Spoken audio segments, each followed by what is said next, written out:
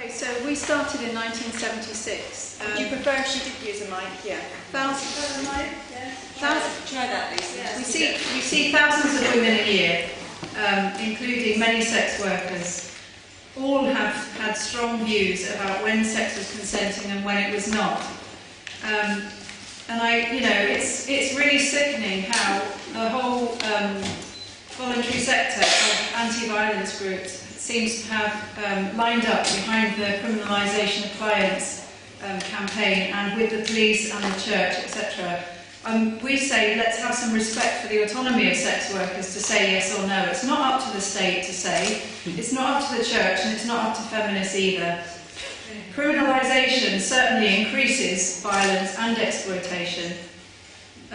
Protection for victims of rape, trafficking and exploitation depends on the ability of survivors to come forward to report and on the police to conduct thorough investigations. That's what survivors of rape and other violence need and want, including sex workers. Criminalising prostitution, whether the women, the clients or both, forces women underground and into more danger, as people have spoken quite a lot about today already, because they have less time to check out their clients. Targeting men who are not accused of violence distracts from dealing with rape and other violence that women and girls are reporting. To target men who've not been accused of violence just because they purchase sexual services diverts resources away from reported attacks. And that's what we're demanding. Our biggest problem is that the authorities neglect, lose or misjudge evidence all the time. It's not just sex workers who don't get a decent service from the police when we report violence, it's everybody. I mean, the police target the most vulnerable women and turn on us, investigate us in many different circumstances. Sex workers included, migrant women included, people with mental health problems, younger women, people who've been drinking, have mental health problems, or who've been drugged. And that's just what rapists do. They go after the most vulnerable women. And the fact is that they apply the laws in a very biased way. You know, the laws are there, but they're not applied properly. The implementation is the real problem. And so when they introduce new laws like the trafficking stuff and the other things which are supposedly directly targeting victims of sex work, you know, those things are just superimposed and not needed. I can give you a couple of examples from the casework that we've been doing over the very recent period. These are a couple of women who reported violence to the police, who both happened to be sex workers and came to us for help because they weren't getting treated properly. Most of the women we've dealt with were too scared to go to the police, as many women have already described today. Sorry, as many speakers have described today. One woman reported her ex for threats to kill her using racially aggravated language, and she gave to kill her and her children. She knew he was capable of carrying it out. He had previous convictions and he'd been very violent in the past, and he knew where she lived. With her children alone. She gave the recording to the police and the Crown Prosecution Service. When we contacted them to find out when it was coming to court, they hadn't even bothered to listen to the recording, and so they had left out the whole element of racially aggravated from their charge, which, you know, would have given a substantially higher sentence were he found guilty of it. So, you know, it's only because of our intervention that they made charges in the end of racially aggravated harassment. They didn't use threats to kill. They went to court, we went to court with her, it was a total shambles. The police were hostile to her.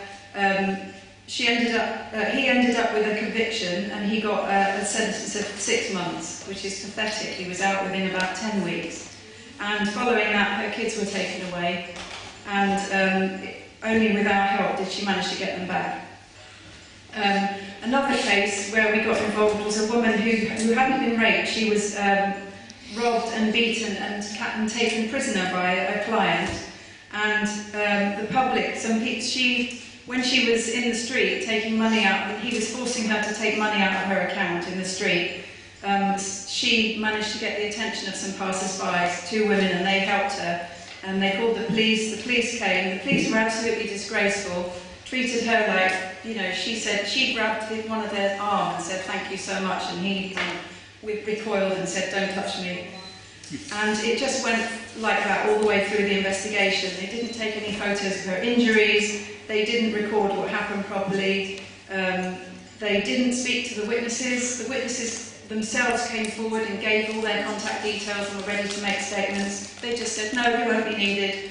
And it's only because we put pressure on somebody higher up that those witnesses were then contacted and made statements and were ready to come to court. Anyway, she went to court, and unfortunately, all of those things that were done to her by the police were raised in court as ways to call her a liar by the defence barrister, and eventually the man was found not guilty.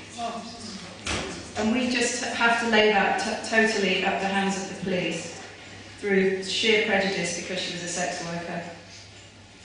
Another example of what can happen is, you may have heard about a specially trained rape officer, coming back to the last speaker about special people, Ryan Coleman Farrow, who was sent to prison for closing rape cases, saying that they had been closed by the Crown Prosecution Service when they hadn't. He was eventually caught and sentenced only to 16 months in prison. But before that, 2 sex workers had been begging him to deal with a stalker who was harassing them, and due to lack of protection, they both committed suicide.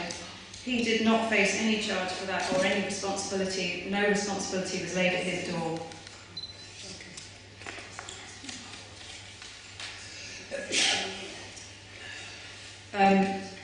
So what we say is that police targeting clients may be easier than investigating rapists, but it will not help deal with sexual violence.